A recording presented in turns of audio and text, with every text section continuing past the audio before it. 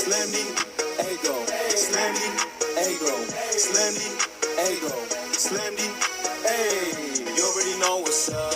What's that? Another home run. You should know the job ain't done till we hold that trophy up. Hey. What's going on, everybody? Welcome to Talking Friars here, Padres D-back series reaction. Padres, they win this game here tonight 4-3 to split this series. Manny homers, Tatis homers. You got the big four in the bullpen. It was Morejon, it was Adam, it was Estrada, it was Suarez there in the ninth to finish it off. That was a solid win for the Padres. You had even both catchers. Martin Maldonado threw out a runner. Elias Diaz made a catch in foul territory that maybe made it harder than it needed to be, but still, that was, you know, you have a bunch of fans go out there and try to make that catch, and it's not happening. So, anyway, Padres, they're 50-43. Obviously, a series at home against a team with a losing record. You'd like to take 3 out of 4 and not split the series, but at the end of the day, the Padres, it's been a lot of win loss, win loss, win loss here in the month of July. There's not a lot of um, losing streaks, but there's not a lot of winning streaks either. So where they sit is where they've been sitting. It feels like for a long time now. There's 7 games over 500. It's been in that range where there's 6 or 7 games over 500, and I know it's still only July, but they're sitting there in, position to be right there for a playoff spot. Now, you hope that when Michael King comes back in August, they will be not just in postseason position or not fighting for postseason position, but their chances of just being firmly in the postseason will increase. Will there be another starting pitching addition before the trade deadline? Will they add a catcher? Will they add a left field bat? Just a right-handed bat? Because Sheets has been playing more left field, but will they just add another right-handed bat that can give you some more production there in this lineup? We shall see. And I would hope with those additions that this team will, like I just said, they will be a postseason team, not still kind of fighting for that final spot. Because right now they're a half game back of the Giants. Giants are 51-43 for that final wild card spot. You got the Brewers with the first one, the Mets have the second one, Giants have the third one, and then I'm not going to count the D-backs in this race. They're 5 games back, and they have a losing record. So I'll count the Reds, who are 3 back, the Cardinals, they're 1 back, Padres, half back, and then obviously the Giants, like I said, they have that final spot. So it's going to be a fight. There is positive injury news, though, with Michael King, and the news there was that he threw that bullpen today, and he threw not super hard, not full intensity off the mound, but he still reached 91 with his fastball. And there's that bobblehead night, I think, August 20th. I'm reading from Kevin Acey's article today. And Michael King said, I'll be back well before that. That would be late. Yeah, August 20th when they host the Giants as his bobblehead. No firm timeline for his return, but him saying they're, back well before that, I'm thinking that he's aiming to be back beginning of August. He wore his full uniform through all of his pitches, was pleased with the command of most of them, and reached 91 with his fastball. That is just a couple miles an hour below his average. King said, this one was supposed to be a touch and feel, but I definitely made it more of a bullpen just to speed things up because I'd like to progress. He went to the training staff with his own plan on what he was gonna be doing in the month. Reading from Kevin here, King made a chart that included bullpen days and rehab starts. He even checked the schedule for minor league affiliates. So he is this sounds like a Joe Musgrove thing, but he is literally mapping out and trying to push the staff hey, I've done my research. I'm feeling good. this is when affiliates are going to be playing at home. I can go pitch those days, and you can line me up to pitch, this date. We don't know the date, but this is what he's doing right now. So I love that, seeing, Michael King as a competitor and wanting to help this team win. Obviously, there is the other side of that, though, and it's like, no, let's not rush this back, because I know that they're fighting for a postseason spot and you want as many Michael King starts as possible, but if he's going to come back and then a couple starts in, he gets hurt again, then it doesn't matter, right? It did all that for nothing. And then even if you make the postseason, like, I'm not in this as a Padres fan this year to just, and not just this year, but years in the future too. With these star players on this team, you're not in this to just make the postseason. You're in this to make a run and go win the whole thing. So um, you're going to need Michael King to do that. Like, I have no doubt. So um, King said, I think that's called type A. I am that type of person. I wrote out my own program before the training room even did and brought it to them and said, you can use this as a guideline. And they definitely came back and said, that was pretty aggressive. So we're trying to meet in the middle there. That's totally sound. That just, to me, that sounds like a Joe Musgrove thing, where Joe just wants to get back, really help this team, cares so much, um, and that's what those elite competitors do. Like, you can't accuse these guys of not caring. You could do that about previous players in previous years, but can't be doing that with some of these guys here, with pretty much the whole roster here. And I say pretty much because I'm not looking at every single guy on the roster right now. There's not one that sticks out to my mind where I'm like, yeah, that guy doesn't care. So building up, and what sucks, like I said the other day, I think last night, the deadline's end of July. King's not going to come back till August, so you just don't know how that's going to end up.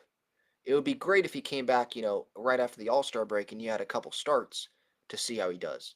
You're not going to have that luxury, so you'll be able to see like his build up and how he's doing there, but it's different when you take that mound and you have the adrenaline and that competitive spirit, um, you know, gets in there. So we'll see.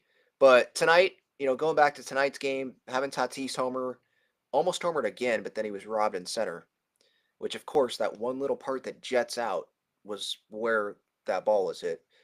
Manny, given batting practice by Eduardo Rodriguez, I was listening to the beginning of this game on the radio coming home, and Jesse was talking about how left-handed hitters against Eduardo Rodriguez are essentially Aaron Judge, like crazy. OPS over 1,000. But then I saw the splits when I got home against righties, and this was entering today because it was on Baseball Reference, and the splits, it was still like over 840, I think, was the OPS. So like Eduardo Rodriguez has just stunk this year. So yeah, the Padres should have won this game. They should have done damage against him. Maybe some fans won't take too many positives because they're like, yeah, you should do that. But um, seeing Bogarts continue to produce and help this team, like, I know you still look at the OPS and it's under 700, but if you're watching Xander Bogarts night in and night out, I think you'll say, like, it's trending in the right direction there. It's been better, and I do want to appreciate that. Jackson Merrill, still, he walked a couple times, and obviously he's frustrated. He's frustrated with what's happening, and he should be, right? I don't feel the need to, like, keep bashing him. Not like I'm, because I don't feel like I have bashed Jackson Merrill. But you know what I'm saying? Like, I don't feel the need to keep being negative about Jackson Merrill. He's at the top of the list of people that care. I can totally believe that. So, um, you know, I don't think this is who Jackson Merrill is, but Corbin Carroll didn't have a great second year. I guess this could be who Jackson Merrill is this year, and then he, can improve in year three, like he, perform more like he did in his rookie year. But I feel like Merrill's another one of those guys. If the Padres want to go deep, having Jackson Merrill as a lefty bat in that middle of that order, it's crucial. Um, just looking at the OPSs, Tatis 808, Arise 717, Manny 838, Sheets 784, 3 for 3 night from him, by the way, scored a run. got on base 4 times tonight. Bogart 696, Merrill 722, Iglesias 551, Cronies at 760, which I think we got to praise Crony for the work that he's put in and his performance this year, because he got a lot of hate. He has gotten a lot of hate, and I kind of put him in the same bucket as Bogey. I think both guys are trending in the right direction. You go to these OPSs, and then you got Maldonado's at 512 with a 175 average. Elias Diaz hitting 201 with a 576 OPS. But yeah, let's not call up Luis Camposano, who continues to mash in AAA. Let's not give him consistent playing time and just see if he can be a solution before the trade deadline. No, let's not do that. I don't like it. Still 2 for 12 with runners in scoring position today. Left 13 guys on base. But the D-backs went 1 for 10, so sometimes that's going to happen. And I give a lot of props to the Padres bullpen, whether that was Estrada getting out of his inning, whether that was Morhone continuing to induce the pop-ups, whether that was Suarez getting through that night. Jason Adam, was it Adam or Estrada? I think it was Estrada that froze Corbin Carroll. This bullpen, I'm going to stack this back of this bullpen up against any other bullpen in baseball. I know I'm biased, but I don't care. Like, this bullpen is elite, and I know they don't have Tanner Scott still. Not still, like he's on the Dodgers, obviously. Last year, the bullpen was a big reason why I was like, this was probably their best shot. It's just hard to have those things line up like that year after year. But this year, to have those four, to have Suarez, to have Adam, to have Morhone, who should be an all-star, by the way, to have Estrada, like, if you go, and maybe some people are already tired of me continuing to advocate for Adrian Morhone to be an all-star, but, like, this guy, I posted the screenshot during his outing today of his stats, not who it was, but just look at the stats and just blind. I think MLB Network does the blind game where, like, you guess the player and it's just stats. It's no team, no name, just the stats. And if you do that, there's no way you sit there and say Adrian Morhone shouldn't be an all-star. But you put in the context of he's not a closer, he's not the biggest reliever name in baseball. He's not he hasn't even been like the eighth inning guy for the Padres. That's Jason Adam for the most part this year. Although that did change today, but that was because really the bigger spot was the top of the lineup in the seventh inning, not the eighth inning. So they went with Adam in the seventh. Corbin Carroll was leading off in that inning, so it made sense. But yeah, like Morahone, you just go blindly look at it, and you can't sit there and say that he shouldn't be an all-star. It's a joke. It's a joke.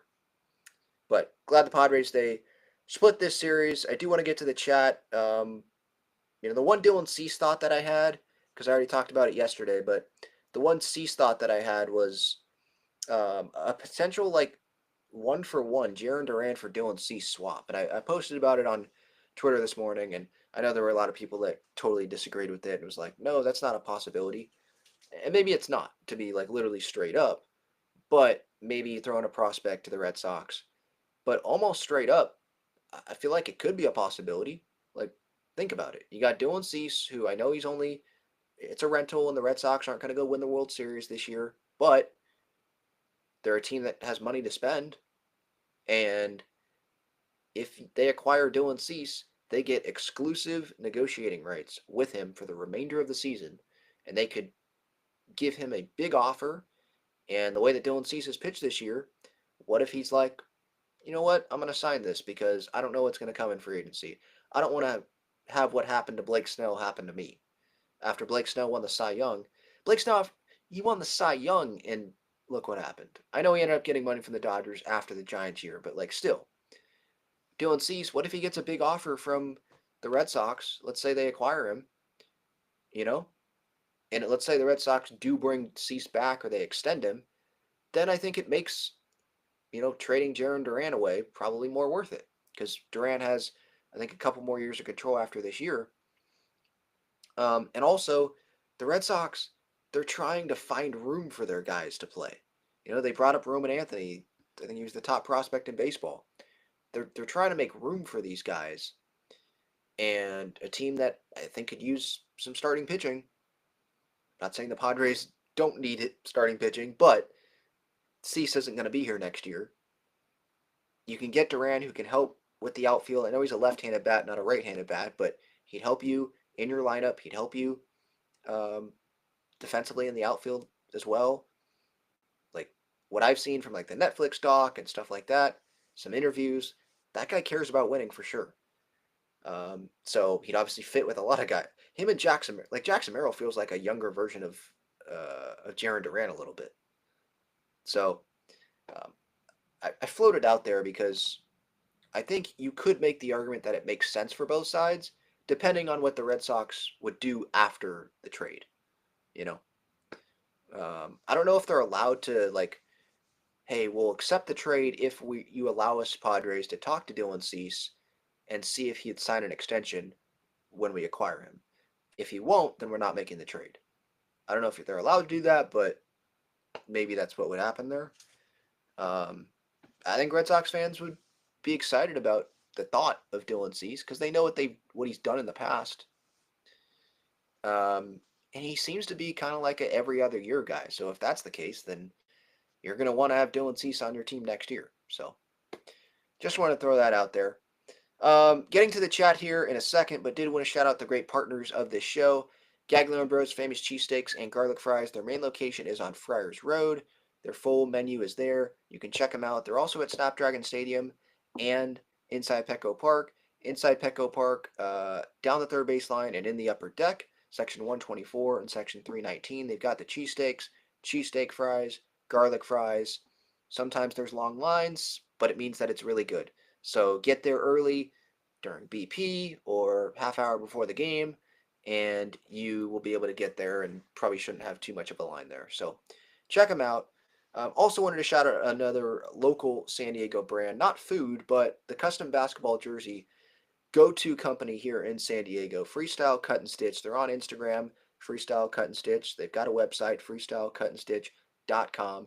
Customized jerseys, throwback theme, but with current players, they can do that. Jackson Merrill's worn it, Manny's worn it, Tyler Wade's worn it, Ha-Seong Kim and Profar years past have worn it, Nick Martinez as well, Steven Wilson. I think they even made some for CJ Abrams and Mackenzie Gore with the Nats. Made some for Steven Wilson, I think, as well. Nick Martinez with the Reds. So, like, it's not just Padres. There's some other San Diego sports that they've done as well, customizing jerseys for players in this city. So, if you want your own custom, you can hit them up. If there's an idea that you don't see on the website, go to the contact spot, the section on their website, and they will help you out there. They will do their best to make a jersey that, you know, it it can show off your personality. So check them out. I have that Joe Musgrove City Connect one. It's pretty cool. By the way, 10% off any future order, code Talking Friars. Same code, by the way, for SeatGeek, $20 off your first order when you sign up with your email. That's not just for Padres games, by the way. That is for other sporting events, concerts, I believe, as well. So use that to your advantage, please, please, please. And Breaking Tea, if you're more of a shirt person, they've got Padres and Aztec shirts and sweatshirts. They've also got a bunch of other sports as well, but a lot of Padres player graphic tees, whether that's Darvish or Tatis or King or Sheets, Manny, Merrill, Crony. I mean, a lot of guys. So check that out, obviously. Link in the description. That'll be on YouTube once I'm done with this because I still can't figure out how to put the description up with this new streaming platform, but it's obviously on the podcast platform description. And again, if you're watching this on replay, it will be in the description when you're watching this. All right. Let's go to the chat here. Before I do that, actually, just want to double check to see if I am missing anything.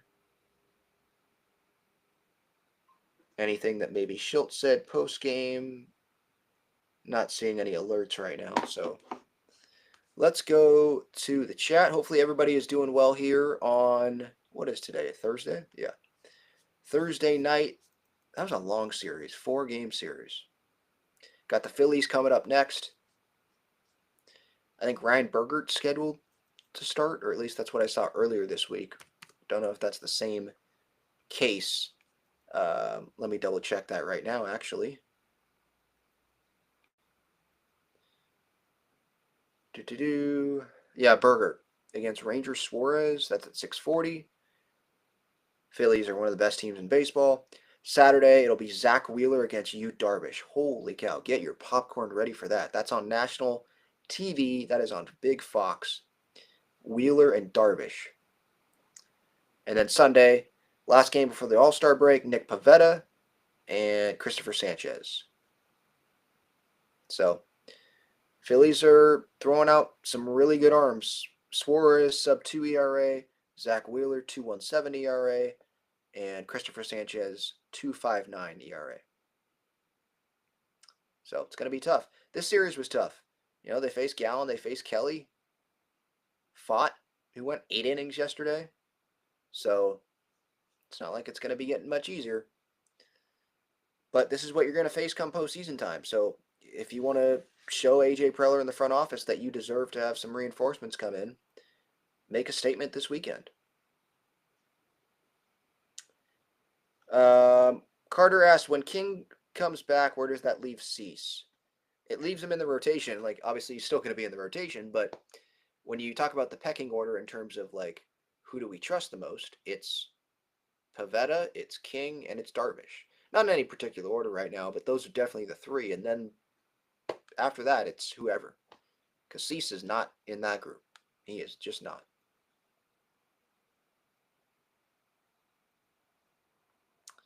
Diego says, hey, Ben, good to see you, dude. Not to be that guy, but do you find it interesting the same night Tatis has a great game, Arraez ends up having an 0 for 5 night? Could just be my paranoia. Ha ha ha.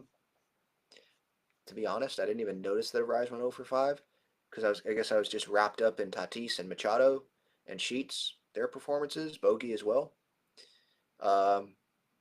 Yeah, I don't really have a comment because I didn't really recognize that till you pointed that out, and then I looked at the box score. It wasn't that long ago that Arraez was like, didn't he have a 4-hit night the other day?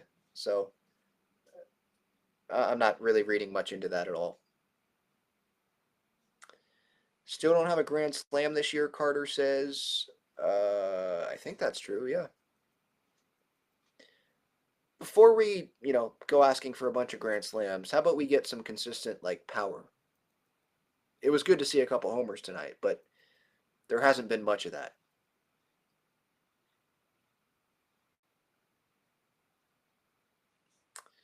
Diego asks, is AJ really going after Duran? Seems like it. It seems like that's a guy that not seems like. I thought Dennis Lin already reported that the Padres were trying to go after him either in the offseason or before last season even started when Duran had a great year. So, yeah, this is a guy that, and Preller probably pokes in on a bunch of guys, calls every GM. But, yeah, this is someone, I'm not surprised. Like, the characteristics of Duran from what I've seen, like, yeah, that seems like that's a guy AJ Preller would love to have.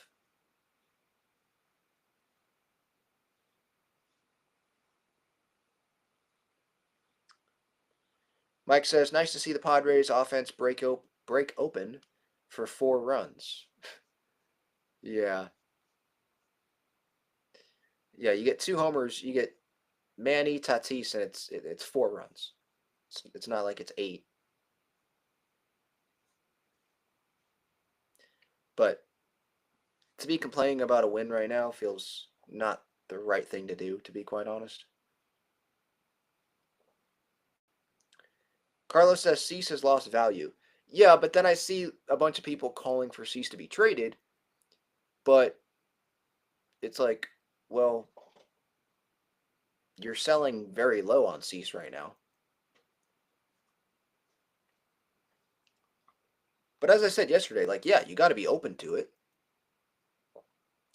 I just hope that, he can have a couple of good starts before the deadline to, like, prove to other teams, like, it's still there.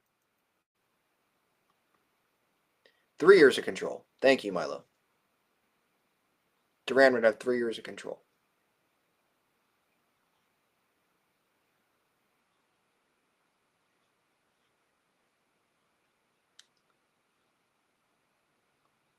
Brady says Merrill is Tyler Wade 2.0, zero power this season. It's not the same as last year, but if I remember correctly, he did go oppo. He definitely did, but there were some really nice pulled homers, and those balls that he's hitting to the pull side of center for him. I mean, the other night, like Alec Thomas made a great catch. I think it was the beginning of this 4-game set. So some of it's been tough, but yeah. I'm not saying he's lost his power. I think he's lost who he needs to be at the plate. If he gets that back, then we could see some more power because he'll be barreling baseballs and staying within himself.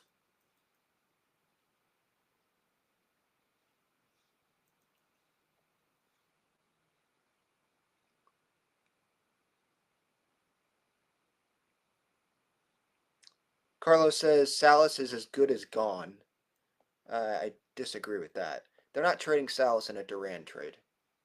I'd be shocked. SD Media is afraid to criticize Merrill. I don't know if I include myself in SD Media because I'm not like credentialed. But speaking for myself, I'm not afraid to criticize him. I just don't think that this is who the real Jackson Merrill is. It could be for this year, but like long term, I don't think this is who Jackson Merrill is. I think he's a better hitter than what he's shown right now. Jesse was saying 5 for.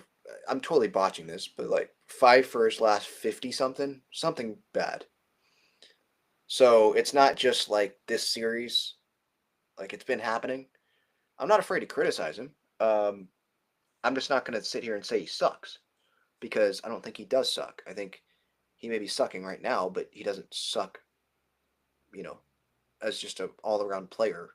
He just robbed a home run this series. Long term, I think he's going to be fine. But in terms of like criticizing him, yeah. I mean, we don't need to criticize him. He'll criticize himself. He's super hard on himself. In between at bats, he's down in the cages taking hacks. Like, he's trying to fix it. He knows that he's sucking. So, yeah, he's got to be better.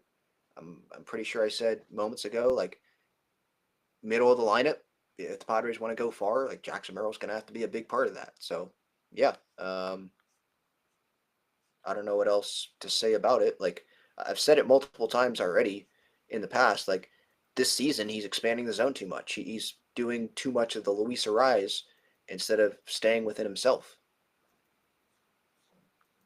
So, yeah. We can look at his splits. Month of July, he's hitting .094. That's his average. Which amounts to how many hits? 3 hits and 32 at-bats. In June, 19 hits and 80 at-bats, a .238 average. So, like, this has been happening for, more than a month here where it's been hard to watch Jackson Merrill because, again, I don't feel like this is who this guy has been. Or, excuse me, it's who he's been, but I don't feel like this is who this guy's going to be long term. So, maybe I'm going to look stupid, but I just think the work ethic's there, the talent's there. You get figured out in year 2. A lot of guys do after having a good rookie year. And then the great ones, though, can bounce back and adjust. Like Corbin Carroll, he came back and he's adjusted. So, like Corbin Carroll, right now he's got an .891 OPS leading off for the D-backs. His second year in the big leagues, well, 2024. Because 2023 was his first like real season because he played only 32 games in 22. 155 in 23, hit 285, 25 bombs. 2024, though, his average dipped from 285 to 231. OPS dipped from 868 to 750. So, like, the numbers definitely decreased. Although the RBIs and homers were pretty close. Jackson's not going to get too close with that this year. But after 2024, like, he then bounced back this season so far. I'm talking about Corbin Carroll. So, is Jackson Merrill not on Corbin Carroll's level? Maybe not, but maybe he is. Like, I think that's still TBD. Don't really know. So, we'll see.